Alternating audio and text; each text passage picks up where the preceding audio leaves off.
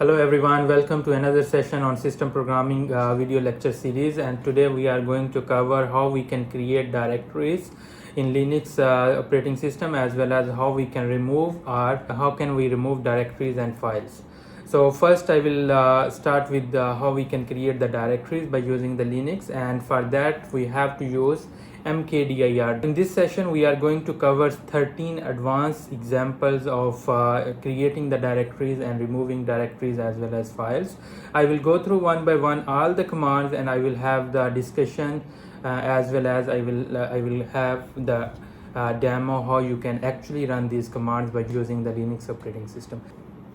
So in order to run the examples, I will open my Linux server, that is Amazon basic Linux server, and I will log in over there so we can use this server Linux operating system for running all these commands.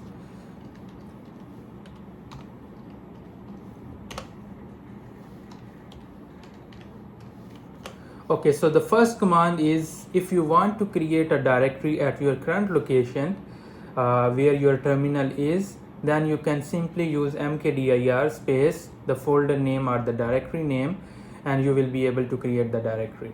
So if I want to see what is my current location, we already covered a command that is pwd, and you see right now I am on home/home/ec2 user, that is my currently logged in home directory. So over here I will see first what directories I already have it.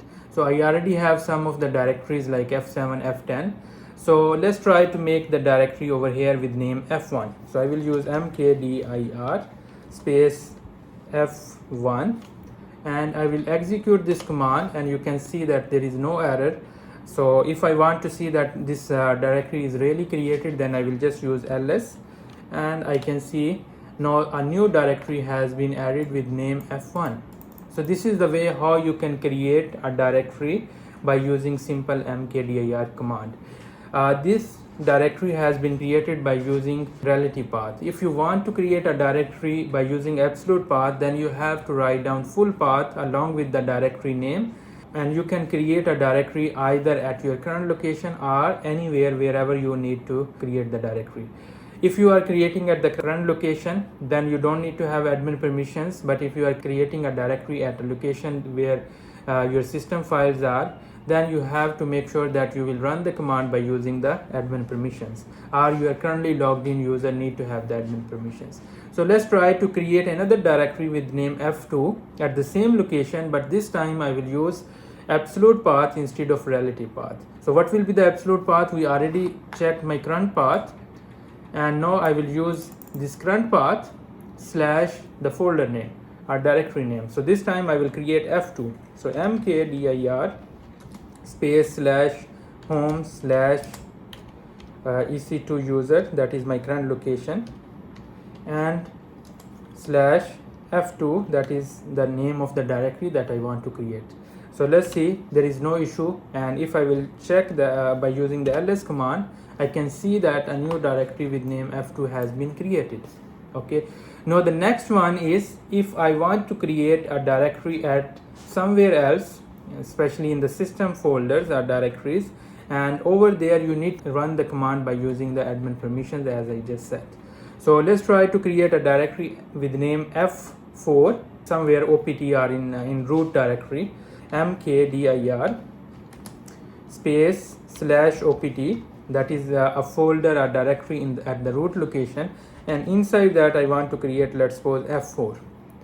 So if I will run this command right now, it will not execute because I don't have permissions to create a directory over there. So you can see over here permissions denied, and if I will see ls space opt slash, you can see I don't have any folder name F4. So it means that the directory has not been created. So in order to create the directory over there, you have to run the admin permissions. And how you can run the command by admin permissions? You can use sudo space the same command mkdir space slash opt slash the directory name, let's suppose F4, and now you can see that the directory has been created. And if I want to verify, just use ls slash opt slash, and you can see over here now we have a new directory with name F4.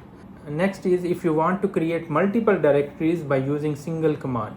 As you know that the basic rule of Linux operating system is that your directory name does not need to have a space.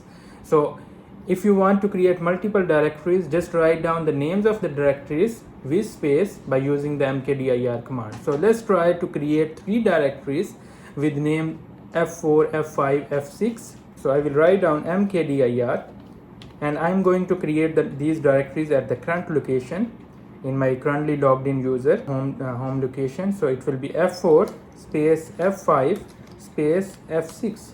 Now if I will execute this command and try to see by using ls at the current location, you can see over here now I have 3 new directories with the name F4, F5 and F6. So these 3 directories has been created at the current location. Next example, the 5th number example, is that if you want to create a parent directory as well as the child directory by using single command. Sometimes we need to have a requirement that we want to create main folder as well as a subfolder also. So you can do this one by using a single command, and for that purpose you have to pass an argument that is -p. So I will use mkdir space -p. P need to be in small letters, and then I can give the folder name, let's suppose F8, F9. So F8 is the parent folder, and inside F8 I want to create a directory with name F9. Now if I will execute this command and try to check my current location directories, I have F8 over here, but F9 is not over here because F9 has been created inside the F8. So if we want to cross check that one also, then we can use ls space F8, and now whatever the directories or folders we have inside F8, it will be listed, and you can see over here F9 is inside F8. So this is the way how we can create parent as well as child directories by using the single command. Next, number 6 example is that if you want to create a directory and you want to assign specific permissions to that directory also while creating that directory. So you can do this thing by passing another argument that is -m, and along with this argument you have to mention the permission that you want to grant to the newly created directory. For this case you have to make sure that you will pass those permissions, and by this way the default permissions will not be assigned to the directory. Instead of that, new permissions will be granted.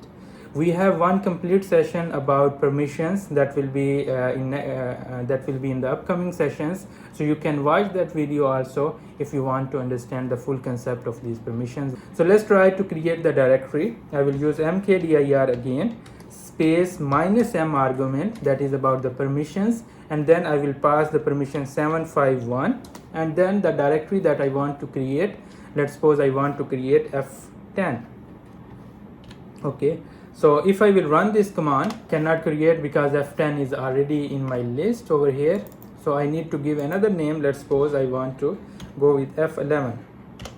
No, there is no issue. The command has been executed successfully, and as you can see that directory F11 is there. But if you want to check that what permissions this file or this directory has, then you have to run the command ls space -l that we already covered in the previous session also, that is actually used to display the informations of the file or folders including their permissions. So let's try ls space -l. Now you can see over here F11 and check the permissions from second until next onward 9. These letters are representing the permissions as I highlighted, and if you see these letters, read, write, execute, these are different as compared to the directories that we created with the default permissions. So this is the way how you can change the permissions of directories during the their creation process. Next command is if you want to create a directory and you want to display a message that your directory has been created successfully or not, or whatever the outcome is, you can use verbose, that is by using -v argument, and you have to use, let's suppose, mkdir space -v argument, and let's try to create directory named F12. Okay, So if I will execute this command now, you can see that previously whenever you created the directory, it never showed any message. If you see over here, it directly went to the next terminal. But now this time a message has been displayed that directory created with name F12. So this is the way how you can display the messages also. The last command is if you want to check the current version of Mkdir, this application, then you can use simply mkdir / version or -- version, and by this way it will display the version. This version command can not only be used for Mkdir, you can use this command for almost any application. For example, if you want to check the version of Java, just write down Java space -- version and you will be able to get the details about Java. I will just test it, mkdir space -- version, and you will be able to see right now I have mkdir GNU 8.22 version installed. So that's all about how we can create directories by different options. And if you want to see the further details of these commands, you can check over here. I already write down all the information or all the details for each command, and you can get the details from here. Next part is how we can remove the directories and how we can remove the files. We have two commands for this purpose. One is rmdir, that is being used to remove the directory, and rm command basically used for removing the files. But sometime if we want to remove like bulk files that is inside the directory and including the subfolders, then you have to use rm command recursively. So let's try to execute some commands as we have. I will just clear the screen by using clear command ls. So to list out the current directories, you can see over here right now I have several directories, and let's try to remove some of those. So simple, if you want to remove a directory at current location, simply write down rmdir space the directory name and you will be able to remove the directory. So rmdir space, let's suppose I want to remove directory F1. So execute the command, use ls to list, and now in the previous ls there was a directory F1, but in the new list you don't have any directory named F1. This was to remove the directory from the current location. If you want to remove a directory from anywhere, then you can use the absolute path along with the directory name and you will be able to delete the directory. There is one condition, that whenever you will use rmdir command, you need to make sure that your current your directory need to be empty. If the directory is not empty, you will not be able to execute the command. So let's try to remove a directory by using absolute path. From current location, I will try to delete F2 directory, but by using absolute path. If I want to see my current path, again we can use pwd command. Now I can see my path is home/ec2 user. So I will use rmdir space /home/ec2 and the directory name /directory name, that is F2. Execute the command, there is no error. So check ls and see F2 is no more over here. By using this command, you can remove a directory from any location, but try to avoid deleting the directories from your system directories. If you will try to delete, might be you will delete some of the system files or directories, which will lead to an issue for your operating system, and might be your operating system will not work again, or some of the applications will not work again. Next is, if you want to delete a directory which already have some files and folders, for that case you cannot use simple rmdir. You have to use rm command, that is, as I said, can be used for removing the files recursively by passing the -r argument.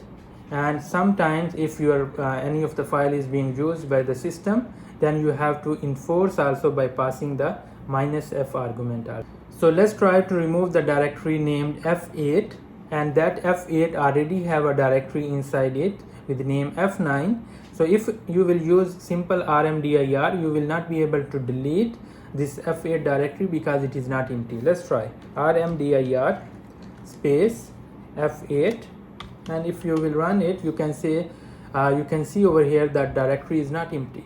So how we can remove this directory? We have to use rm command recursively by enforcing that it will delete all the sub files as well as subdirectories. I will use rm space r for recursive, f for enforcement, and then the directory name f8.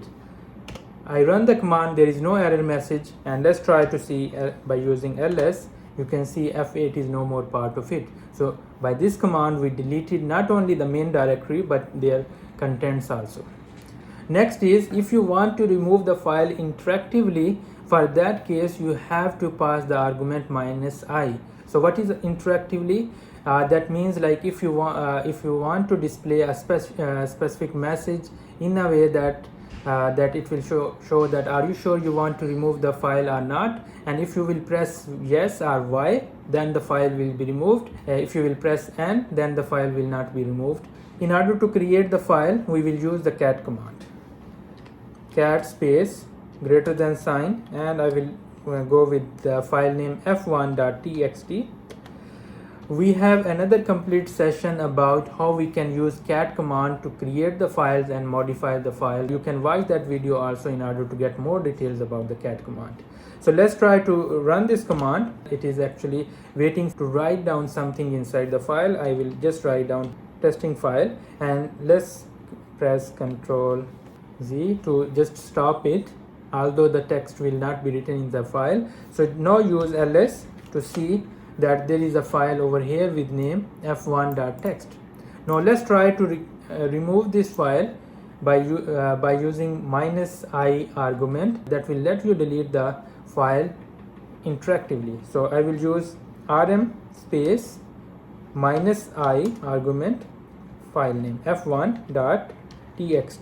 Now if I will execute this command, you can see that it is saying remove regular empty file f1.txt question mark. Means are you sure you want to remove the file? If you will press y, the file will be removed. If you will press anything else or n, the file will not be removed. So let's suppose first time I will press n. Enter n, the command has been executed. If you will list out the current directories and see over here, f1.txt is still there. Now let's try to execute the same command again, but this time I will enter y, and you can see the ls, and now f1 is no more part of this location or this list. So that's all about how we can remove the files interactively. And the last command that we are going to cover is that if you want to remove parent directory as well as child directory by using a single command, you can do it by passing -p argument.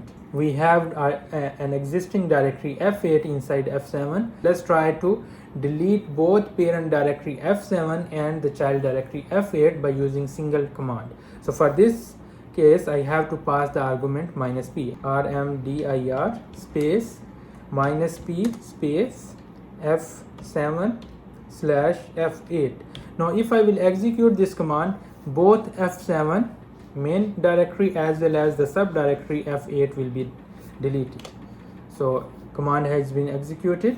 Use ls, and you can see f7 is no more part of your current list. That's it for today's session, and in next session we are going to cover another interesting topic. If you like my video, please click on the like button and don't forget to share it. See you in next session. Thank you.